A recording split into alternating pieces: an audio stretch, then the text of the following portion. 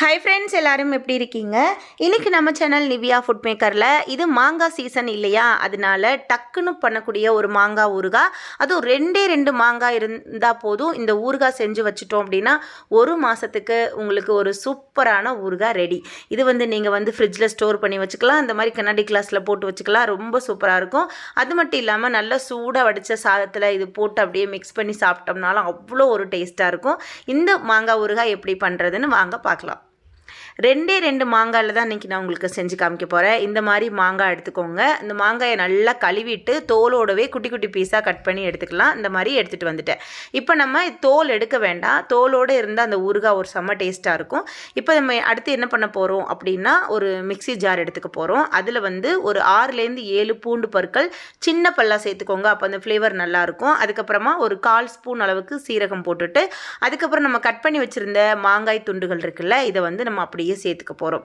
சேர்த்துட்டு இதுலேயே நம்ம பார்த்திங்கன்னா இந்த மாங்காய் ஊறுகாய்க்கு தேவையான அளவுக்கு கல் உப்பு நான் சேர்த்துக்க போகிறேன். அப்போ நம்ம அரைக்கிறதுக்கு ஈஸியாக அதில் நம்ம மாங்காய் கூடவே அது நல்லா அரைஞ்சு வந்துடும் இல்லையா, அதுக்காக தான். நீங்கள் சப்போஸ் நீங்கள் அந்த தூள் உப்பு போடுறவங்களா இருந்துச்சு அப்படின்னா நீங்கள் அப்போது லாஸ்ட்டில் நம்ம இறக்கிறதுக்கு முன்னாடி கூட நீங்கள் போட்டுக்கலாம். நான் இதில் சேர்த்துட்டு அரைக்க போகிறேன். ஒரு 1/4 டீஸ்பூன் எனக்கு போட்டுக்கிட்டேன். இதெல்லாம் என்ன பண்ண போகிறோன்னா, ஃபஸ்ட் நல்லா குறப்பாக ஒரு டைம் அரைச்சிட்டு வந்துடுறேன். இந்த மாதிரி அரைச்சிட்டு வந்தாச்சு.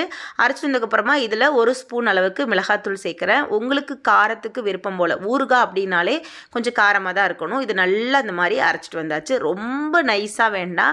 ஒரு சில குட்டி குட்டி துகள்கள் மாதிரி குட்டி குட்டி பீஸ் கிடந்தால் நல்லாயிருக்கும், டேஸ்ட்டாக இருக்கும். மாங்காய் வாயில் கடிப்படும் போது. இப்போ இது ஓரமாக இருக்கட்டும். இப்போ அடுப்பில் பாத்திரம் வச்சுட்டு ஒரு 3 ஸ்பூன் அளவுக்கு எண்ணெய் விட்டுருக்கேன். எண்ணெய் நல்லா சூடாகட்டும். இப்போ 2 காஞ்ச மிளகாயை உடச்சிட்டு சேர்த்துக்கிட்டேன். நல்லெண்ணெயில் செஞ்சால் ரொம்ப டேஸ்ட்டாக இருக்கும். இப்போ ஒரு 1/4 டீஸ்பூன் வெந்தயமும் ஒரு 1/4 ஸ்பூன் அளவுக்கு கடுகும் சேர்த்துக்கலாம். நீங்கள் நல்லெண்ணெய் இல்லை அப்படின்னா வீட்டில் என்ன சமைப்பீங்களோ அதை சேர்த்துக்கோங்க. கொஞ்சம் கருவேப்பிலை இலைகள் சேர்த்துக்கலாம். இது நல்லா பொரிஞ்சு வரும்போது ஒரு 1/4 ஸ்பூன் அளவுக்கு பெருங்காய பவுடரும் சேர்த்துக்கலாம். நம்ம இதில் பார்த்திங்கன்னா பெருங்காய பவுடர், 2வது கடுகு, வெந்தயம்லாம் நல்லா தாளிச்சிட்டு சேர்க்க போகிறோம். அப்போ அந்த ஊறுகாய் சாப்பிட்றதுக்கு நல்லாயிருக்கும். நம்ம பொடி பண்ணி போடாமல் இந்த மாதிரி சாப்பிடும்போது நல்ல டேஸ்ட்டாக இருக்கும் சாப்பிட்றதுக்கு. இந்த மாதிரி நல்லா பொரிஞ்சிருச்சு அப்படின்னா அதுக்கப்புறமா நம்ம அரைச்சி வச்சுருந்த நம்மளோட மாங்காய் விழுதுகளை சேர்த்துக்கலாம்.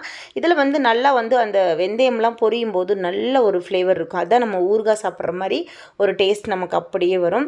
இதெல்லாம் சேர்த்து நல்லா கலந்து விட்டுட்டு நம்ம என்ன பண்ண போகிறோம்னா, அந்த எண்ணெய் பிரிஞ்சு வர அளவுக்கு நம்ம அடுப்பில் சிம் பண்ணி மூடி வைக்க போகிறோம். அந்த மாங்காயெல்லாம் நம்ம பச்சையாக தானே அரைச்சோம், அதனால கொஞ்சம் நேரம் அந்த பச்சை வாசம்லாம் போகிற அளவுக்கு பொறுமையாக கலந்து விட்டுட்டு எண்ணெய் கொஞ்சம் நல்லா தாராளமாகவே நான் சேர்த்துருந்தேன். அதெல்லாம் எவ்வளோ எண்ணெய் சேர்த்தாலும் அது அப்படியே உறிஞ்சிட்ருக்கும். ஆனால் அந்த எண்ணெய் பிரிஞ்சு வர அளவுக்கு நம்ம வெயிட் பண்ணி அதுக்கப்புறம் நம்ம ஊறுகாய் எடுத்தோம்னா தான் நம்ம 1 மாதம்னாலும் வச்சுக்கிறதுக்கு கெட்டு போயிடாமல் இருக்கும். இந்த மாதிரி நல்லா பொறுமையாகவே கலந்து விட்டுட்டு மூடி போட்டு வச்சுட்டு நல்லா அந்த எண்ணெய் பிரிஞ்சு வரும்போது உங்களுக்கு நான் எடுத்து காமிக்கிறேன். நம்ம ஊறுகாய் அப்படின்னாலே நம்ம கடைகளில் வாங்காமல் இந்த மாதிரி நமக்கு சீசனில் கிடைக்கும்போது மாங்காய் வச்சு டக்குன்னு ஒரு சூப்பரான ஊறுகாய் நம்ம ஸ்டோர் பண்ணி வச்சுக்கலாம். 1 மாதத்துக்கு தேவையான வச்சுக்கலாம். தீர்ந்து போயிட்டால் மறுபடியும் செஞ்சுக்கலாம். இது செய்கிறது ஒன்றும் ரொம்ப கஷ்டம்லாம் ஒன்றும் கிடையாது. இப்போ நிறைய பேருக்கு பண்ணுறீங்கன்னா இது அளவுகளை மட்டும் ஜாஸ்தி பண்ணிக்கோங்க. நிறைய மாங்காய் கூட வச்சு நீங்கள் செஞ்சுக்கலாம். இப்போ நல்லா எண்ணெயெல்லாம் பிரிஞ்சு வந்துருச்சு. நம்ம மாங்காய் ஊறுகாய் ரெடி ஆகிடுச்சு. நான் ஒரு கண்ணாடி கிளாஸில் தான் ஸ்டோர் பண்ணிக்க போகிறேன். நீங்கள் ஊறுகாய் ஜாடிலாம் வச்சுருந்தீங்கன்னா அதில் கூட நீங்கள் ஸ்டோர் பண்ணி வச்சுக்கலாம். ஃப்ரிட்ஜ்லேயே எடுத்து வச்சுக்கலாம்.